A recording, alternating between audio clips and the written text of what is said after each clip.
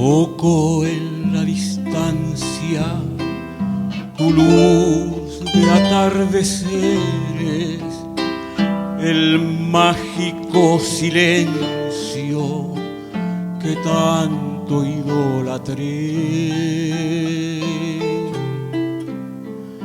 La sombra de tus calles vistiendo mis amores, allí junto a la amada que nunca olvidaré. Yo no sé si aún estará esa esquina de mi barrio donde antaño yo aguardaba a la dueña de mi amor. Bella estampa del recuerdo,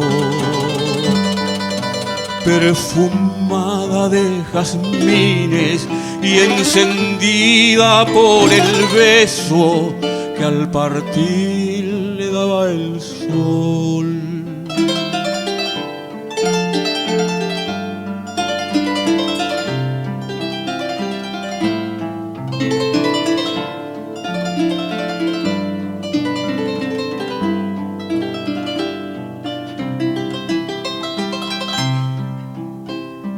Las nubes de ese cielo tal vez ya se han marchado, cansadas de no hallarnos muy juntos como ayer.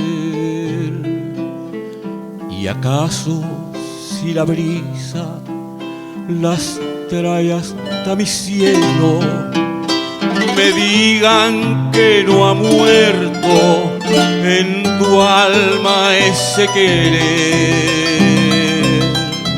Te imagino en la distancia,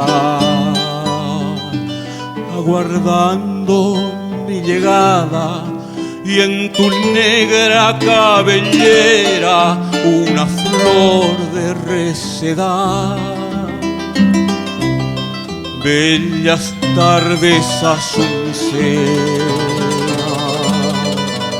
yo presiento que han de oírme, y en un cofre de silencio